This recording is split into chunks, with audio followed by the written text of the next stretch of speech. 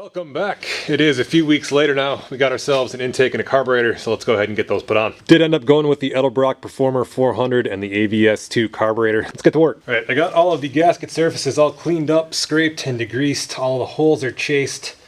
We should be good to go to test fit this.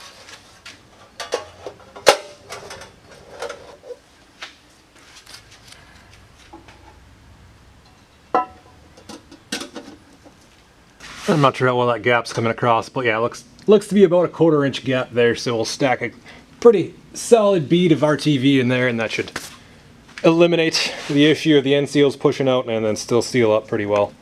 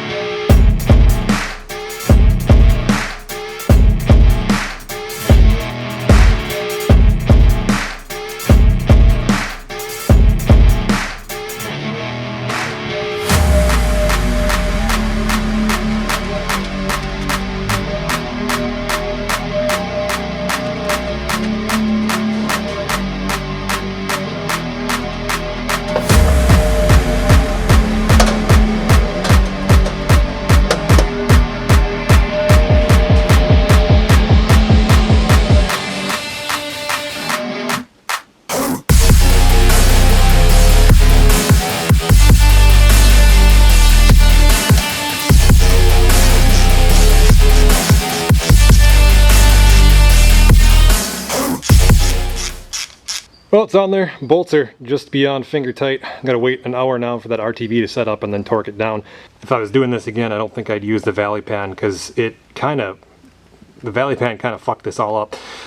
Just because when you put it on there without it torqued down, it sits between the intake and the block and it kind of separates that gap. So I had to put RTV down below the valley pan and then on top of the valley pan as well. So I don't know that that's really how that's supposed to go, so I'm not sure if that valley pan was just kind of manufactured weird. It seems to fit fine on the heads, but I guess we'll see if I have to rip that back apart and put just those standalone gaskets, intake gaskets on each side, then I guess I will, but would have been nice to only have to do it once. So I'm going to let this set up for another hour and we'll come back and torque it down.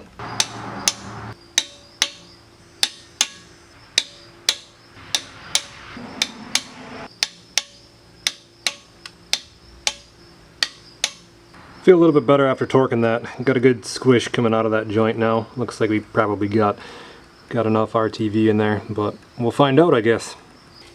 I'll go through and torque all the rockers right away too. They're torqued to 18 to 22 foot-pounds. Looks like I got a couple of soft lifters. Be a little clanky when she starts up. Hopefully those will pump back up.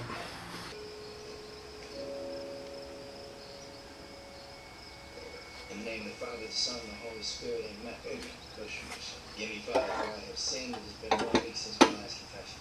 Well, I just put these valve covers on here because I wanted to see how it was going to look. I would recommend not buying that kit. I think it's just called like a chrome dress-up kit for the 351M 400 off of eBay. Anyway, I got to pull the left one off here because we got to get number 1 cylinder at top dead center because we're going to go ahead and throw a new timing set on here. Pretty good amount of stretch in the timing chain, so probably a good time to get in here and swap this out. I have an aftermarket comp cams set that I'm going to toss in here. Kind of interesting, you can see someone's been in here before and probably taken this off. I'm wondering if they just swapped out the timing set or maybe just a new chain, or if there is an aftermarket cam in here. So like I said, let's start here by getting number 1 cylinder on top dead center, and then we'll go ahead and rip that off. Alright, got all 8 plugs out. I'm just going to bar this over until cylinder number 1 is at top dead center. Should be getting close there.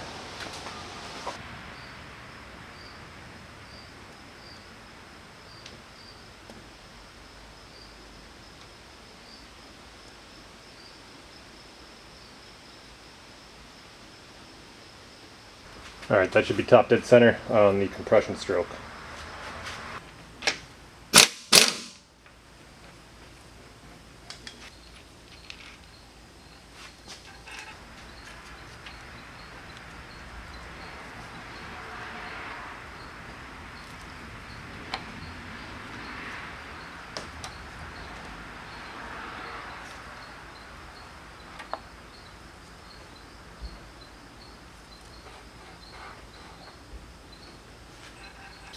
Alright, I'll get this guy lubricated up real good. I'm gonna start with the cam gear and go from there. Assuming this is kind of going to be a bitch to get back together, just because it's going to be, at least compared to getting the old one off, just because it's going to be a lot, chain's going to be a lot tighter, it's going to fit a lot snugger. Snugger, more snug, tighter. And actually, looking back at the set that I removed, I think this was already set at straight up, or what they refer to as the straight up timing. And I don't know if that would have been factory or not. I can show you guys that in a little bit here. But basically, if you're unfamiliar with what they refer to as straight up timing, it just corrects the factory retarded cam timing that was set to meet emission standards back in the smog era, or at least that's the way that I understand it. But basically all you're doing is setting the timing marks on the crank gear and the cam gear. So the crank gear is pointing straight up, the cam gear is pointing straight down. At least, again, from what I gathered reading on the internet. I don't claim to be an expert here myself, but let's see how this fits on here.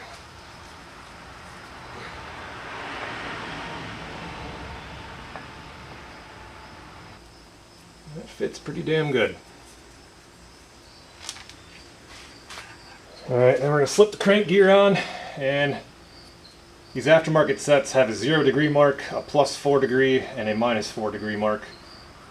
And well, this one's labeled 0, which is 0, and then they have an advanced, or an A and an R for advanced and retarded. So we're just going to slip that. Oh, I'm going to try it. There we go. So we're going to try to slip that on there. Throw a little lube on that.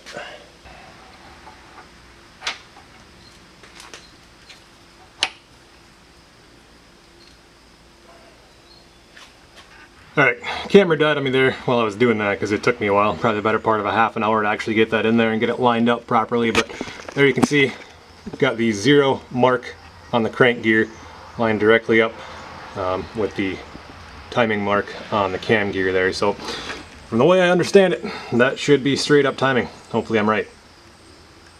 And that is just infinitely better than what was on there. Minimal deflection in that chain. That is pretty tight getting that on there. It does take a little bit of persuasion just to get everything lined up properly. But like I said, I think let's probably bar the engine over here and just make sure we're not going to have any clearance issues and that I did that right. And that at the very least we're not going to send any valves into pistons. So right now we should be at top dead center on the compression stroke on number 1.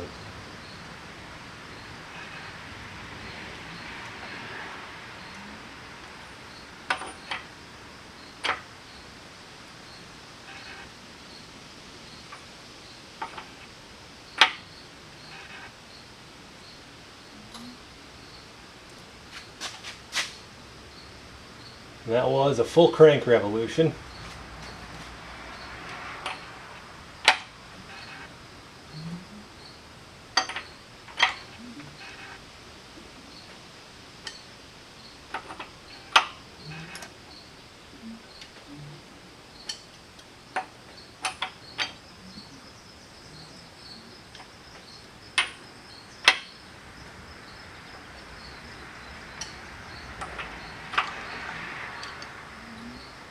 So I think we're all right there.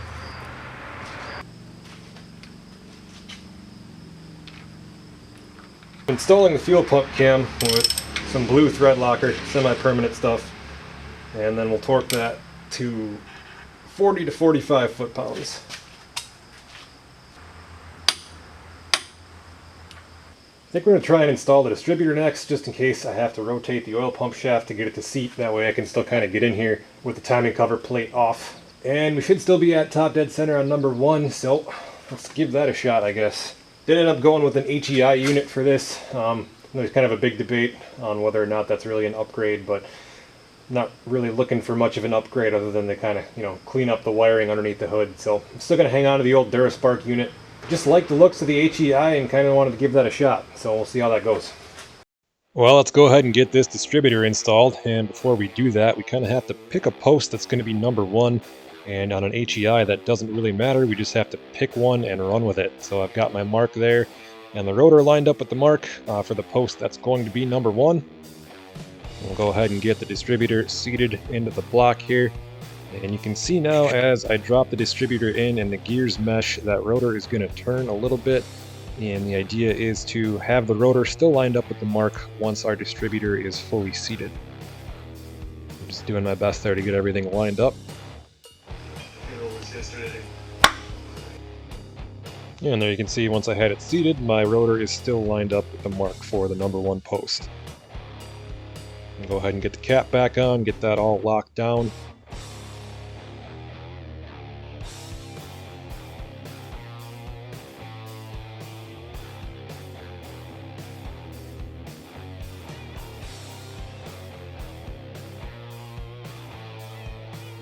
And while we're in here, we might as well go ahead and throw in some new spark plugs. Just pick these up from AutoZone in town. Old ones really kind of fought me getting them out, but did manage to get them all out without breaking any. And for now, we're just going to use the cork valve cover gaskets, so just running a bead of Permatex there to make sure we get a good seal. Eventually we'll come back and install the expensive Felpro ones. And with everything seated and installed there, you can see we still have our mark lining up with our number 1 post on the cap. Now we'll just go ahead and throw some dielectric grease on the post before installing the wires. And the number 1 post is going to be right there, and the firing order is as follows.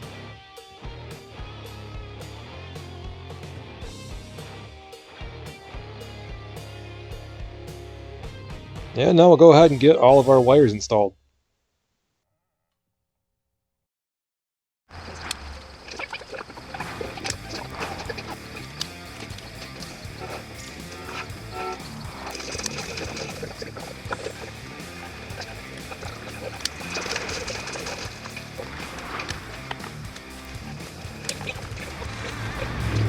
So at this point we're about ready for the carb, so I'm going to go ahead and install my stud kit there. I did use some blue Loctite on those just to make sure they weren't going to come out. Not too worried about that, but just good insurance at this point.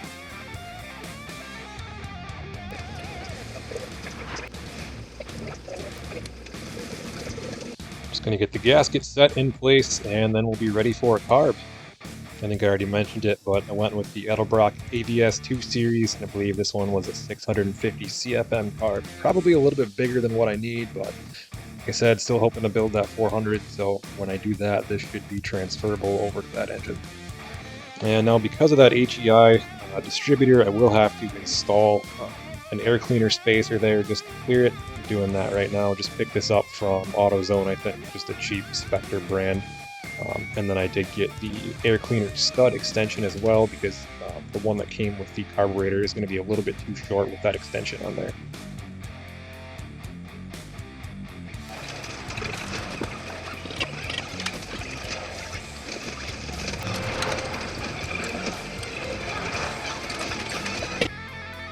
And there we are, all buttoned up. I'll give it a 10 for looks, and well, the quality remains to be seen, but let's go ahead and do some sandblasting. I'm gonna go get that core support cleaned up. Hope you guys enjoyed my initial attempt here at doing some narration.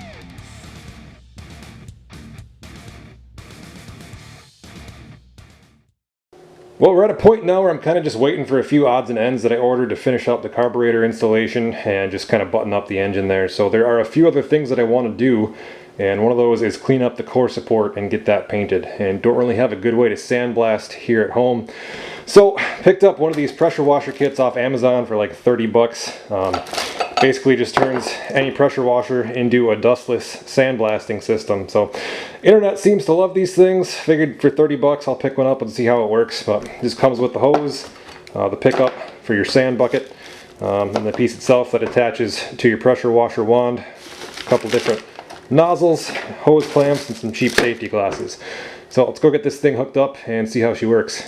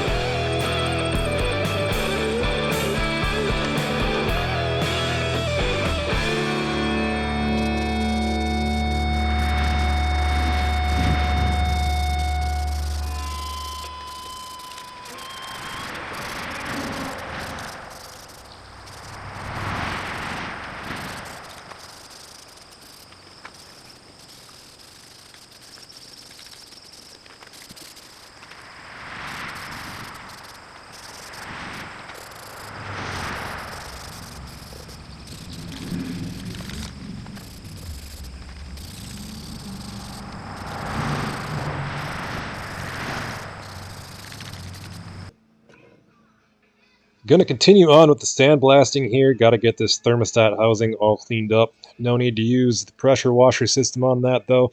We'll just take that over to the blast cabinet after I get all of the old gaskets stripped off of it here, and we'll see how that turns out.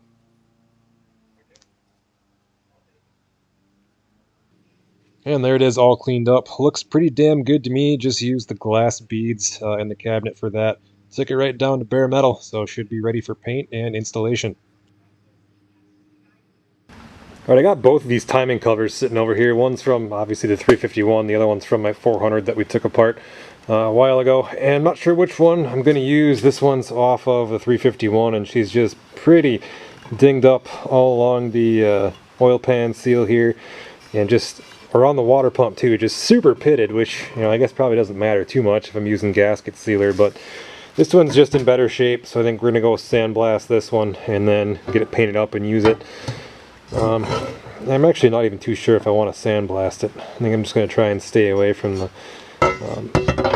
gasket areas, but I mean, again, for how pitted these things are, I don't really think sandblasting it's going to do it much damage. Probably actually going to do it some favors, and then when we put it back together, we're just going to have to be sure we use a good amount of sealer on there, just because like I said, I can't believe how pitted these are around the water pump. This one too, but this one's worse, but no, this one's usable, so let's go clean that one up, I guess. That cleaned up pretty good, but cleaned up. The pitting along here looks, you know, worse than it did before, but still looks better than the other one does, so I think we're just gonna run it, and we'll just go a little bit heavy with the RTV. I mean, I'm still gonna use a gasket, but I'll throw sealer on both sides of the gasket, and hopefully that'll mitigate the pits. So let's go throw the old water pump. I'm just going to set that on here and then paint around it. Obviously you don't want to paint this surface because that's going to have coolant running through it. I'm pretty sure that would, you know, wear the paint off and end up with paint in your cooling system, and that's no good.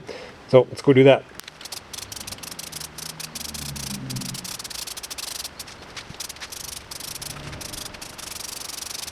Let's go toss a thermostat in this thing. Got a couple different ones sitting on the shelf here. I think I got the Napa, yeah, they're both Napas. I think it's like the THM 297 and 197. Let's see here. And these should both have the hat on them to close off the bypass loop in the block. I think the only difference is that this one's a 180 and that one's a 192. So I think for now we're going to toss in the 180 and see how that works for us. And sorry if it sounds like I'm kind of yelling at you guys. It's raining freaking hard right now and it's a little bit loud in here.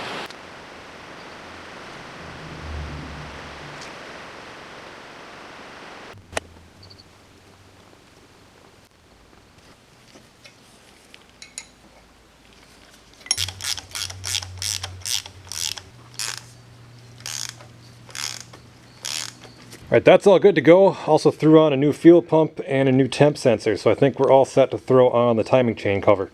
I pound in this front crank seal, but before I do that, I'm just going to slide a little bit of right stuff around the edge of it, just as a little bit of extra insurance against any oil seeping out of there. Probably don't have to do that, but can't hurt anything, I don't think.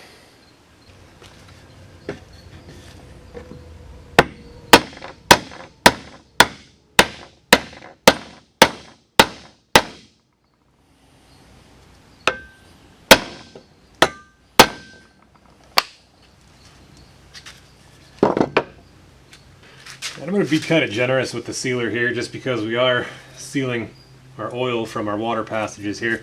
So obviously, you know, those are two things we don't want to mix, and with how pitted the surfaces are on that timing cover, I just want to make sure that everything's going to get a good solid seal.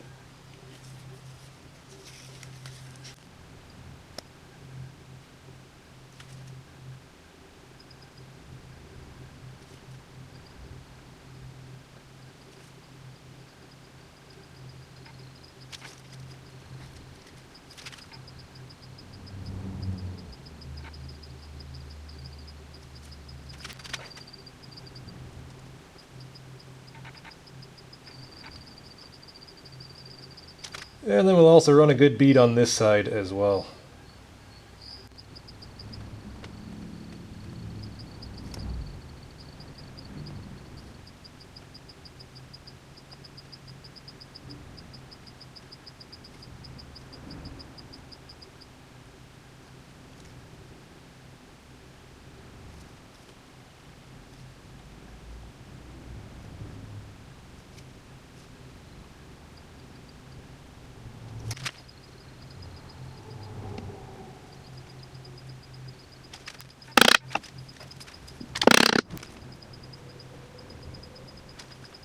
And then on the water pump surface, we're going to use this Permatex water pump and thermostat housing gasket maker.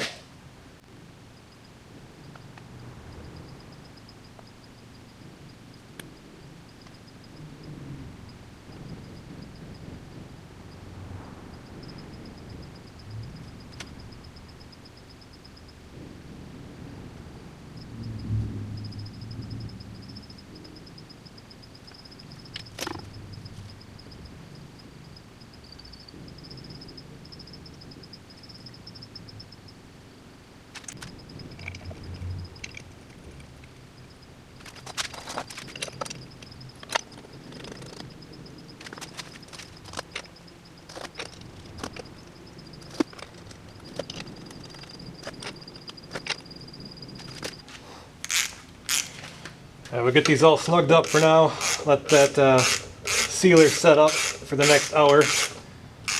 And then we'll come back and torque everything down.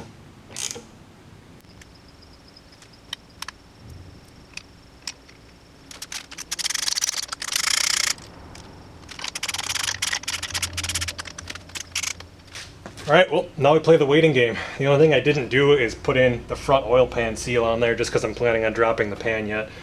Maybe some of you guys saw that and were about to call me out on it, but I'm really hoping this sealed up well, or well enough anyway, so that it doesn't leak. Historically, I don't have good luck with shit like that, but I'm just going to try and stay optimistic here. Like I said, give it some time, let it set up, and then we'll come back and torque everything down, and hopefully we don't have any milky oil or milky coolant when we fire this thing up. I'm honestly a little bit more suspicious of these joints than I would be of the head gaskets at this point, but all we can do is just throw it together and see what happens.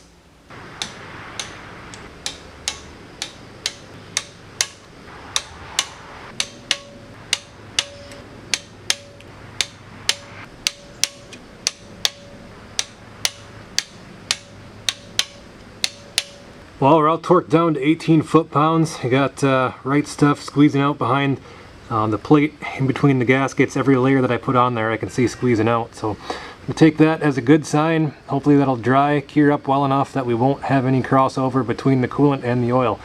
I don't have a good feeling about it, but then again, I never do. Well, after that water pump mess, I think I'm about ready to call her a day on this video. But before we do, what do you say we install our new Hedman fenderwell exit headers? See how those fit. I've been staring at this box for the better part of a year now, and I could not be more ready to open it.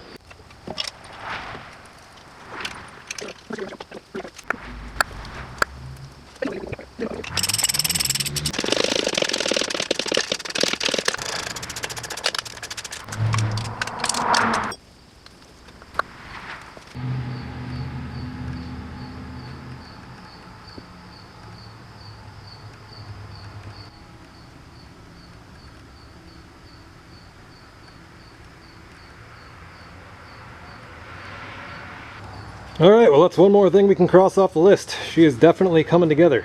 Alright, well for now I think we're going to stop there. I got a lot done in this video. Not too much left to do, just a bunch of little stuff that's probably going to take me forever. By forever I mean maybe 2 or 3 more weekends, but hopefully in the next episode we'll be able to get this thing fired up and moving around a little bit.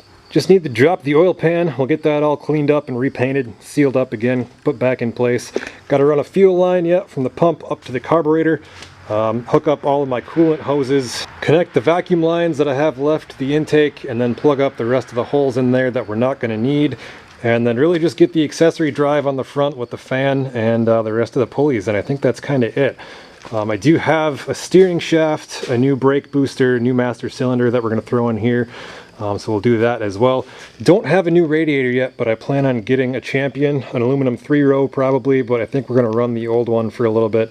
And just try to kind of flush the whole system out, because obviously without pulling the engine and kind of, you know, doing this the right way, didn't really flush the block of all the other crap that's in there, like all that junk that we were pulling out of the heads. I'm sure that's all kind of in the block too. So just going to take the old radiator, hook that back up, and then once this thing's running, just kind of hook the garden hose up to it and just flush out the block as good as I can. The core support's looking good. Got a coat of paint on that. Probably going to throw one more on it. And then we're going to do the same thing with the inner fenders that are sitting in the back of the truck yet.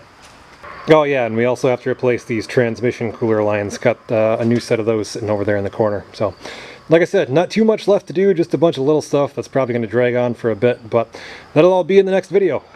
And with that, thank you guys very much for watching. We'll see you in the next one.